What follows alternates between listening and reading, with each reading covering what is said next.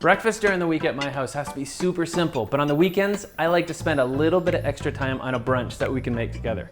It's a really great time to just hang out with the kids in the kitchen and create some wicked good food together before the weekend gets too busy. Today, my little guy has brought a friend along to create some smoothie bags to help us during the week. And then we're gonna make a killer weekend favorite. All right, so let's get started. You guys wanna finally make some smoothies? Who wants to have a smoothie? Me! Excellent, let's get started.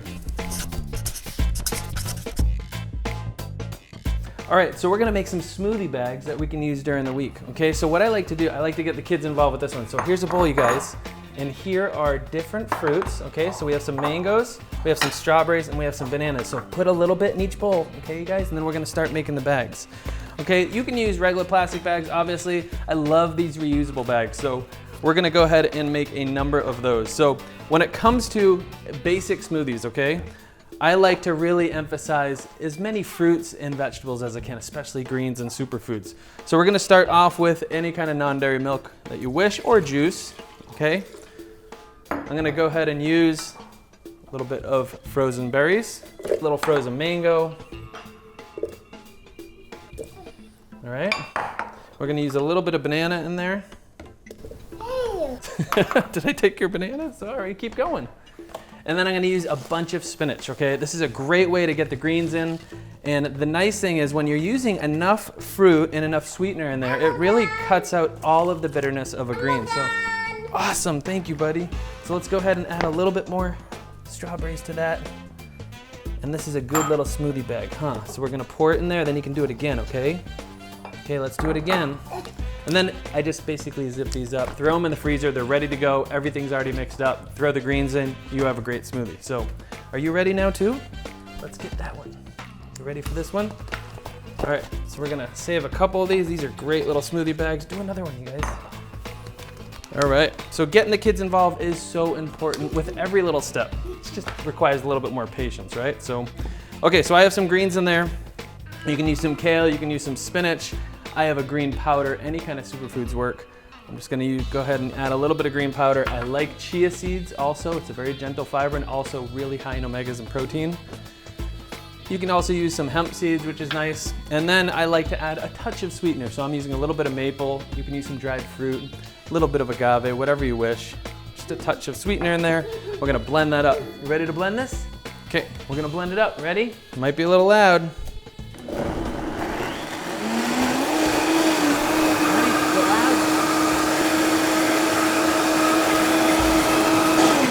All right, we're good? You ready? Who wants a smoothie? Me!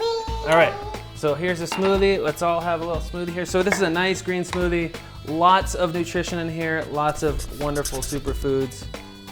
And it's a great way to start off the morning. Let's go, here you go, bud. There's one for you too. What do you think? Wait, we gotta do a cheers first. All right, cheers, you guys.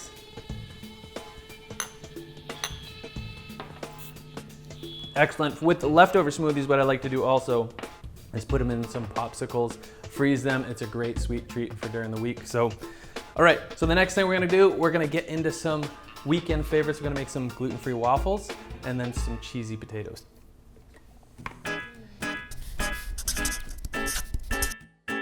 All right, so we're gonna make some coconut waffles here. This is a great gluten-free option to have around. I'm gonna first start off by making kind of like a buttermilk, okay? So I'm starting off with some coconut milk here.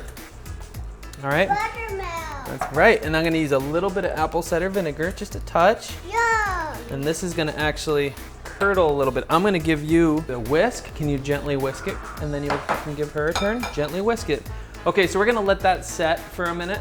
And what that's gonna do, that's gonna curdle a little bit and it's gonna also help with the batter when it comes to being very airy. All right, so we're gonna start off with a gluten-free all-purpose flour. Yum. Okay. And then I'm gonna use some almond flour. You like these, don't you, bud? You like these, huh? Okay, and then we're gonna start off, I always add a little bit of salt because I don't use a lot of sweetener in these waffles, so the salt really brings out the sweetness there. So I have a little bit of vanilla and a little bit of maple. You can use any sweetener of choice. We're gonna use some maple in there. Let's check that out. Let's see if it's bubbled up a little bit. That looks good. we're gonna go ahead and pour this in. Yummy. Looks yummy, huh, guys? All right, so I'm gonna whisk this up. And as I whisk this up, you're gonna find that it's gonna be quite thick, okay? It's gonna be quite thick, which is good. It's a good thing. So if you need to thin it out at all, you can add a splash of milk. You can add oh, do you wanna put raspberries in it? Raspberry waffles would be really good, huh? So you can add a splash of milk or a splash of water, which is really nice. So you make sure you heat up your waffle iron, all right?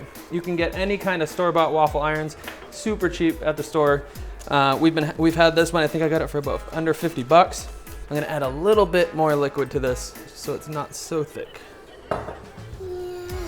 Looks good, huh? All right, so what goes perfect with waffles is a berry compote. So we're gonna get a berry compote going first while we put this waffles in. So I have any kind of frozen berries you can use. Just gonna go ahead and add that to the pot. I have an orange. Always make sure you roll your citrus whenever you can. I want. Now I'm gonna squeeze an orange in there. So I like to roll the orange to really loosen up those juices in the orange. Okay, so as this sits, the batter, it thickens up quite a bit. So as I mentioned, you might need to add a little bit more liquid. I'm gonna add a touch more. Hold on a sec. All right, so I'm gonna put this on a medium high until it starts to simmer, okay? So just like I did with the waffles, I'm gonna add a pinch of salt to this compote, okay? I have a little bit of vanilla. So basically frozen berries, a little bit of orange, a little bit of vanilla, pinch of salt. And then for a sweetener, I'm gonna use a little bit of maple, okay? We all love maple when it comes to waffles and pancakes. This is a great pancake batter also. You can just thin it out and make pancakes. All right, you ready? Should we make one, you guys? Okay, so you wanna make sure that the waffle iron is nice and hot. I'm gonna spray that down first. All right. All right, so I'm gonna use maybe 2 ladles of this.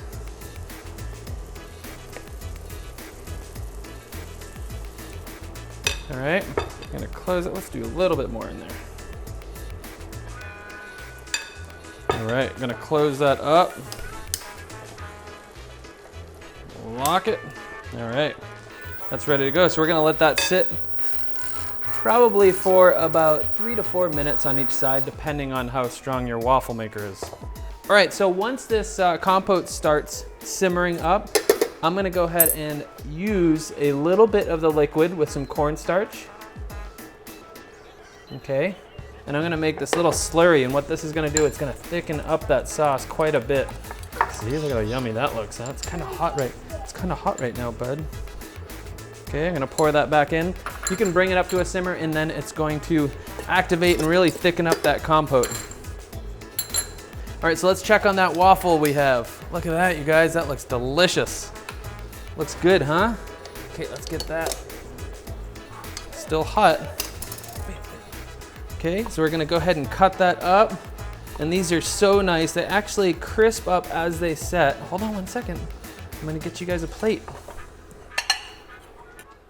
All right, so we got some waffles right here. So this has been sitting, this brought up to a simmer. Look at how nice and thick that is, okay? Absolutely delicious. So we're gonna top off these waffles. So this is in replace of maple syrup because there's plenty of maple syrup and sweetener in this compote. So we're just gonna go ahead and top off those waffles. They're so nice. You guys ready for this? Does it look good?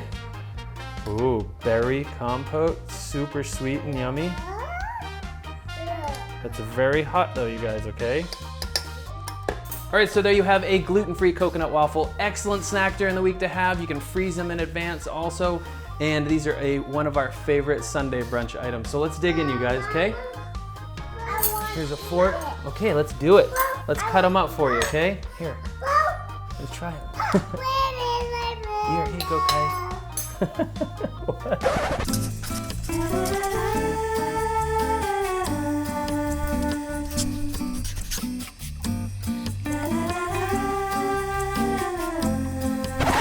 Okay, here, let's cut these up. Tell me what you think.